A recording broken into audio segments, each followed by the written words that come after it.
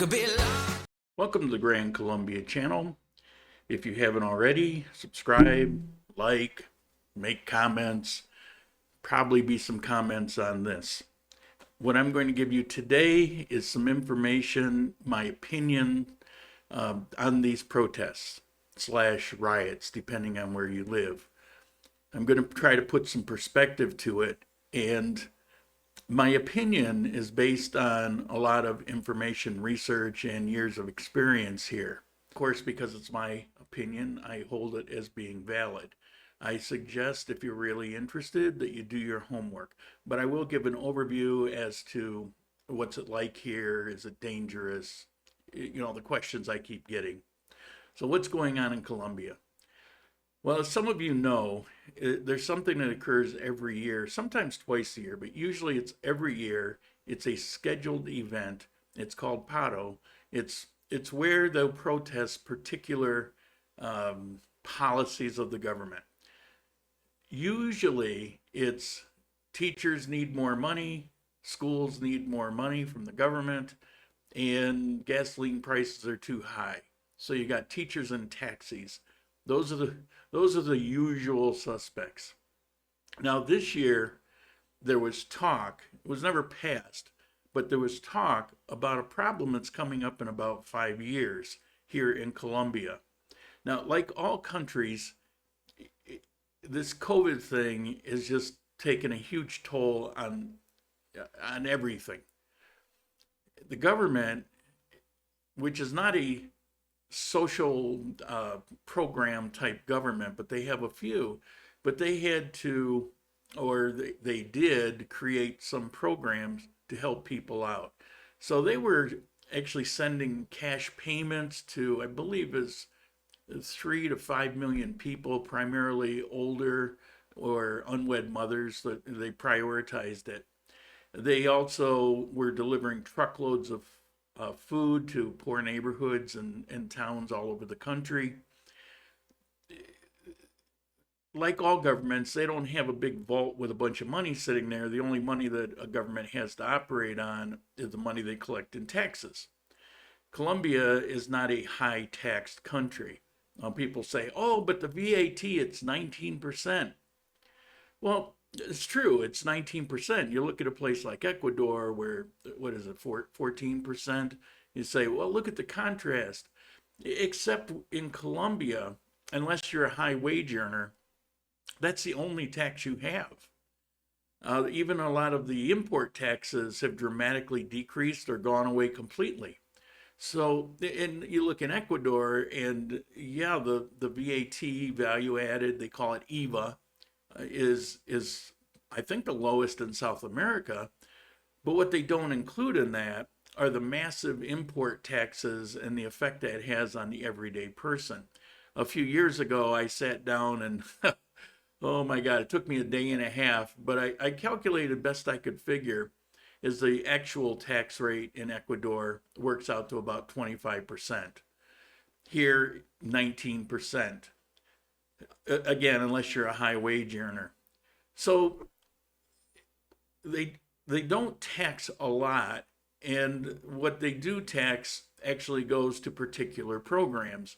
You know, roads and bridges, of course, tunnel project, which is going to save people a ton of time and money.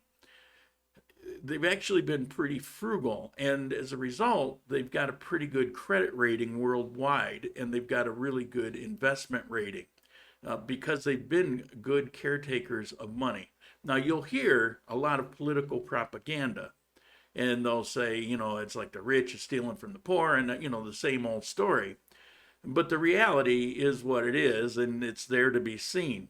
So this COVID thing comes along, and they start giving out cash payments, and they're sending food and things that they actually never had budgeted. And so what does that do? I mean, it starts dialing things back. Then you have people that are out demanding more, particularly because of the lockdowns. They keep reinstituting these lockdowns. Every chance some small business has to try to get back on his feet, he's slapped back down again. My friend Marshall Powell, I just saw a video that he sent out today and he was talking to this lady in the park who makes her living and supports her children selling bottles of water and snacks and things like that. And she was lamenting that because of the protests and lockdowns, everybody staying home, that for the past week she had no sales. And Marshall going up there and buying a bottle of water, that was her first sale of the day. And she doesn't know what to do. She's got kids back home that she needs to feed. And that's a typical story. It's not a matter of, that's actually not normal, contrary to what people want to believe. Colombia has been a pretty high functioning country for quite a period of time. But when you have people losing their jobs left and right, that's a problem.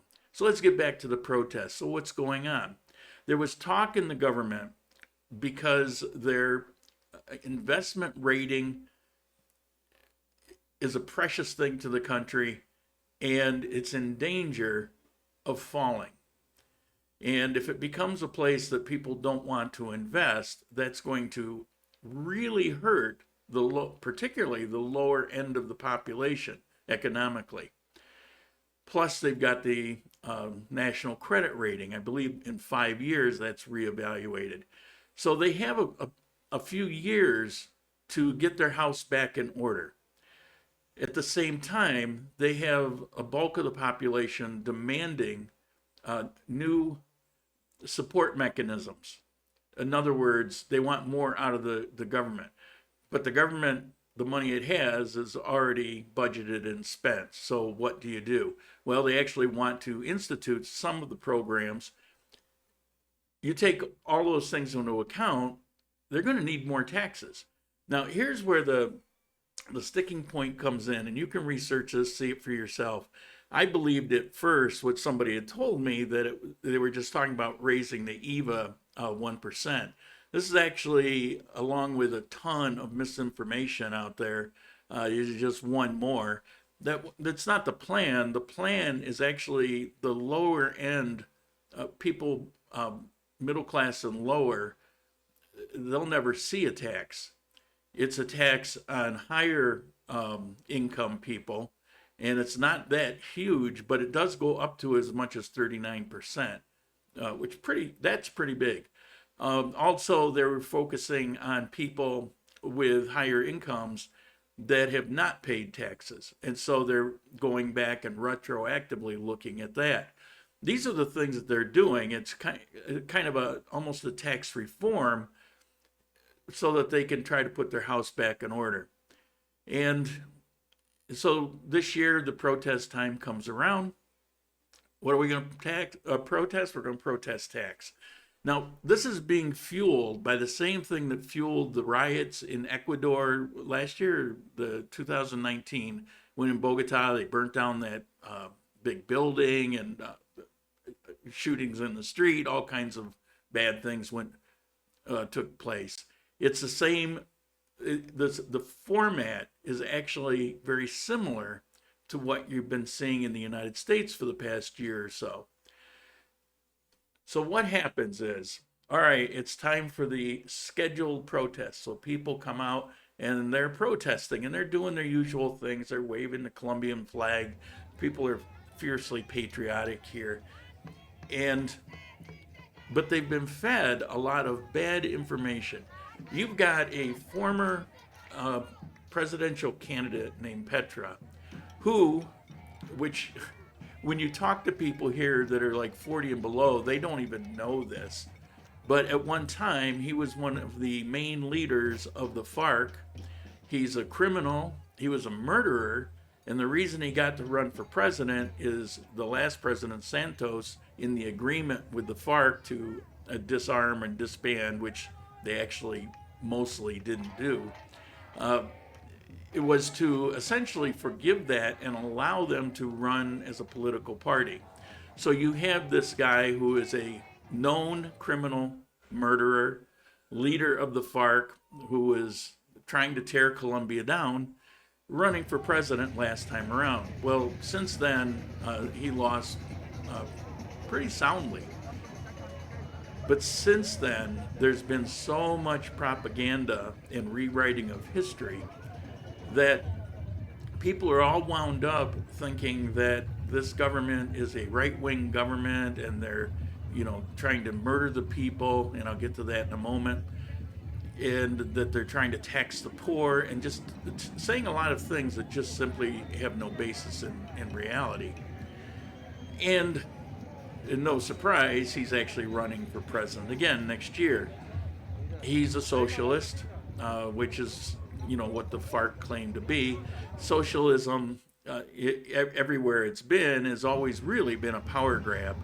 It's always for the people. We saw it with Correa in Ecuador. He came out, and for a few years he did some wonderful things. He built roads and bridges, and but then all the dams that were built, they're all crumbling. They're inoperative because of the corruption.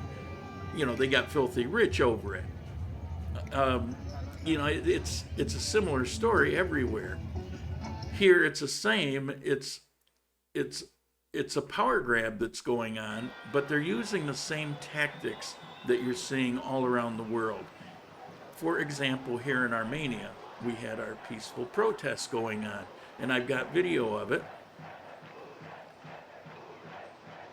But a few nights ago, down in Plaza Bolivar, where everybody congregated, there was music playing in a typical fashion. There was dancing, and people were just having a good time. This was after 8 o'clock, around 9 o'clock. And then all of a sudden, some violence breaks out. They're throwing fire bombs at police. There was just a little police station, they call it a Kai, where they firebombed it, and the people of the neighborhood came and put the fire out. And after they walked away, they came back and firebombed it again. 49 people were arrested that night. Of those 49, I don't recall the exact numbers, but this will be a close approximation. About 40 of those 49 are not from Armenia. They're not even from Candio. They're from out of the country. There were some from Cali. Now, if you don't know the situation here, well, Armenia has been pretty open. Lockdowns have been going on for a few weeks. And so to leave a place like Cali is actually pretty problematic during those lockdowns. You have buses that aren't running. You have to really make a concerted effort to get somewhere. It doesn't just, I think I'm going to go over there and join in on the people in Armenia. Well, you got your own right there in Cali. And you certainly have your own in Venezuela and various places. I don't know all the places, but they're not people from here. They weren't homegrown. These were the people that were arrested for the violence. The police didn't know. I mean, they're just, okay, we see you're doing that, so we grab you and we arrest you. And then it turns out that way. Where have you seen that before? I mean, this is just an old picture. We saw that in Ecuador. In those, it was the exact same thing. You had a lot of indigenous people peacefully protesting, and then all of a sudden you saw little pockets of violence break out. Turns out they were foreigners. These people are funded to do what they do. Again, ring any bells. So you have the traditional protest about taxes, but then you have people politically fanning the flames. You get posts that are totally untrue on social media. Somebody's putting these things out there. Lots of rumors. Let me take a step to the side. There was one that a friend of mine was very upset about. And she told me about this, where the police essentially assassinated this innocent guy. And it's in video. Video doesn't lie. Well, for a year, I thought George Floyd was killed because of the knee on the neck. And then in the trial, you found out the knee was on the back. And the prosecution quit talking about the knee on the neck. You don't know angles of video. You don't know what happened prior to that video starting. In the Floyd case, from a different angle, it was a whole different story. So videos are only trustworthy for that particular moment in time on that angle. So I start digging, and I spent a couple hours, but I found more video of that incident. Video that was taken from an apartment, and she posted it up on Facebook, of 4 people shooting around the corner of a building, taking turn and shots, and between them all, they're going pow, pow, pow, pow, pow, pow, pow at those police. And the police came running, came charging, and they fired. Now they claimed that this was a poor innocent guy standing there, unarmed, but he wasn't unarmed. He turned and ran, but he got shot. They were shooting at the police. This is not a country that you throw a rock upside the head of a policeman and he's going to go, oh, okay, let me look the other way. But when you start firing at police, it raises that to a whole nother level. They're going to kill you. And so, it's another situation where that post was up and it spread like wildfire about the police are massacring, the people of Colombia, forgetting that the police are the people of Colombia also. And, they didn't become mass murderers overnight. And so I'm not saying that all actions by the police are justified, and that's a ridiculous argument. It's all over the place. What I'm saying is you're having incidents like that misconstrued or flat out lied about, cherry picked video clips or photos, putting it out just to inflame people more. It's intentional, it's propaganda. And so you take the innocent protest, the annual protest, and it turns into a lot of anger. Now, what perfect timing. It almost makes you wonder. What's been going on? COVID's been going on. More lockdowns have happened. Fortunately, again, not here in Armenia, but they've been going on. Cali and Medellin, Bogota. Those things, from day to day, you don't know. And more people lose jobs just as people were starting to get back on their feet. They're hit again. You got people that are sick and tired of a year of this, that have lost businesses, that watch family members lose their jobs. All of a sudden, had a great life, and all of a sudden they're struggling to put food on the table. And then you create an environment where you've got thousands of people chanting da da da da, expressing, how they're upset. And you're going to see a lot of angry people out there. And so when that's fueled by some plants with some violence, some are going to join in.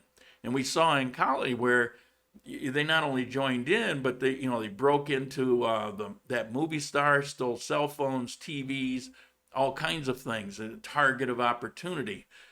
So it was ripe for lighting the fuse, and you've got socialists that are lighting the fuse. Now, I know the people that think socialism is a good thing. They're going to be angry with this video, might even get demonetized or taken down. But the truth is the truth, and you don't have to dig very far to not only see it here, see who the players are, but also apply that template at various places around the world.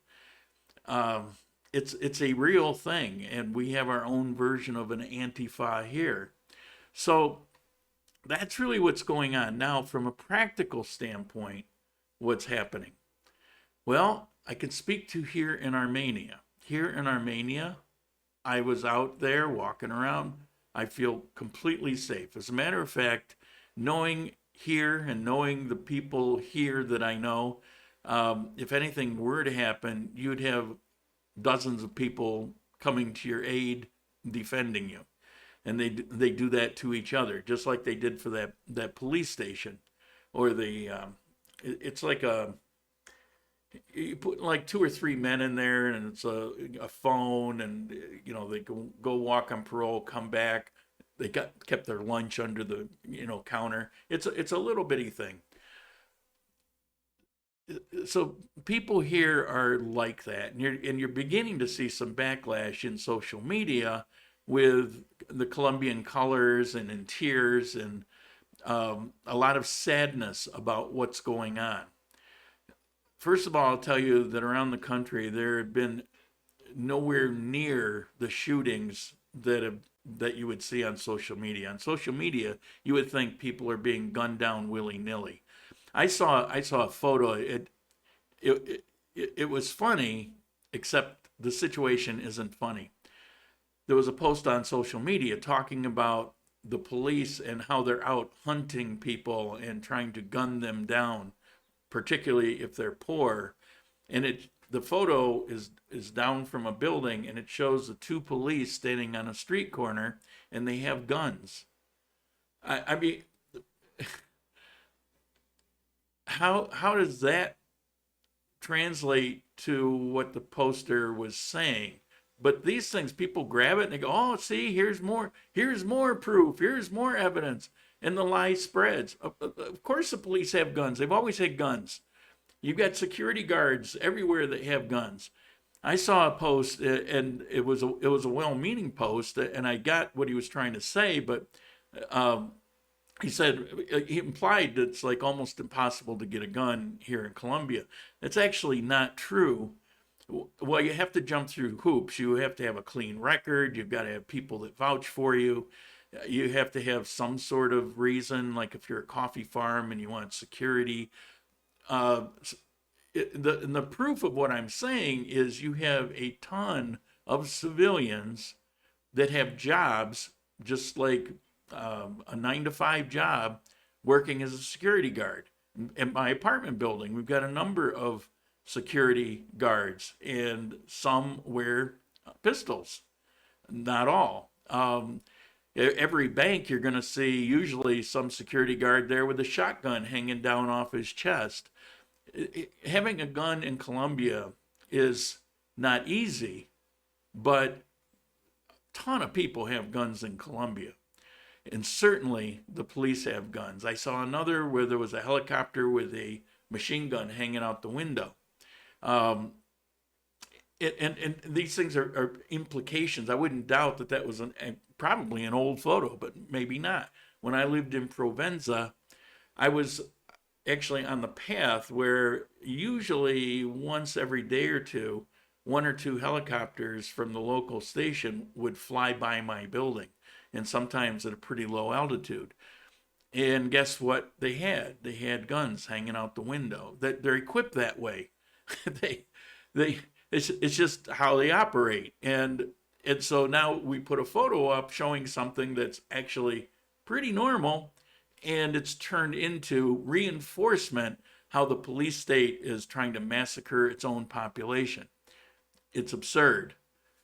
I've yet to find as way too many wasted hours I'll never get back scouring, trying to find something that actually showed something along those lines. And I actually never did find anything that actually showed where they're intentionally trying to hurt people. So we have this propaganda machine working hard, and it's being fueled by people not from here, in many cases not even from Colombia. And it's for a particular intent, and people are taking advantage of the COVID situation and the anger that exists. Now, what happened with the taxes? After a day or two, they withdrew the proposal. Again, it was never enacted. That was another rumor. Yeah, they're already raising the taxes. Look, it's already up to 19%. Wait, it's been 19% for years. I mean, but so many people don't even question it, because you see the tax here, when you buy something, the tax is included. So you never actually see it. You just see the price of the item, which personally, I love that. And one of the things that people will say is, well, that's like 20% more than it would cost in the United States for the item. But in the United States, depending on where you are, would have a sales tax on it, which would increase that. Well, you get that here. Many products are the same price. I've actually seen some lower than in the U.S. So, and that's not everything. There are some items that have particularly higher import taxes, but even that of recent years have been going down. So there's a complete misrepresentation of what business is, what the government is, what they're doing, what the taxes are about. People are just out for political purposes, lying about it, trying to get people fired up. Now, again, back on the thing, is it safe? I feel completely safe here. Now, I may not feel that way if I'm in Cali, Bogota, or Medellin. if I'm in certain areas. Now, if you're sitting in Medellin, there's a pretty damn good chance that wherever you are, it feels calm, perfectly safe, because it probably is. It's only in these particular areas. It tends to be later in the day or into the evening. So just don't go there. Just avoid that. I went, got some video clips, but it was in the daytime, and I know how it is here. So um, I wouldn't let it derail anything, but there are some looming problems for the future, particularly what happens when the investment rating and the credit rating of the country starts taking a nosedive. You're already seeing some uncertainty show up to my advantage currently, at this very moment, in that the peso versus the dollar, the dollar is just going way up. Or you look at it and you say the peso is going up. I think we're up around 4,000 from 3,600 over a short period of time, and it's related to this uncertainty that's going on, and that could keep going, which at some point will begin to cause a real inflation, and that can become problematic because the things coming in still cost what they cost. The upside is Colombia is a relatively self-sufficient country, and so that will mitigate it somewhat. So for the future, it's still a question mark, but we know who the players are, and the Colombian government doesn't seem to be doing a lot about it. Now, I want to address one more thing. I keep hearing about this right-wing government of Colombia. Well, they're right-wing, and they don't care about people, and blah blah blah. They might as well be, racist and same old crap. Except it's not a right-wing government. The president, who some would consider right-wing, I guess you could call him a Republican. He doesn't have a majority. They do a coalition here, like England, and so he can't actually put anything through. He can make suggestions, he can give a speech, but he's got to rally a coalition which is full of left leaning. He's actually a centrist, but you just figure the spectrum. And he has to have a coalition to make anything happen. Now, this proposed tax, he had a coalition. He had a coalition of people that were so far from being right wing, it's ridiculous. But they called it off. They said, nope, we don't want to see Colombia burn. But the real problem of why it's burning are these infiltrators and lockdowns. You want to see everything calm down? Get rid of all these various mandates and lockdowns, and you'll be amazed. People can go back to work. They can start opening up their little stores. Life can get back to normal. But hey, what do I know? That's just my opinion here. Thanks for listening. I hope it puts your mind at ease if you plan on coming. Personally, I'd still come, but I would avoid the big cities until this goes away. When's it going to go away? Probably this weekend, but depending on how this is fueled, it could go into the next week. All right. Ciao. See you next coffee time.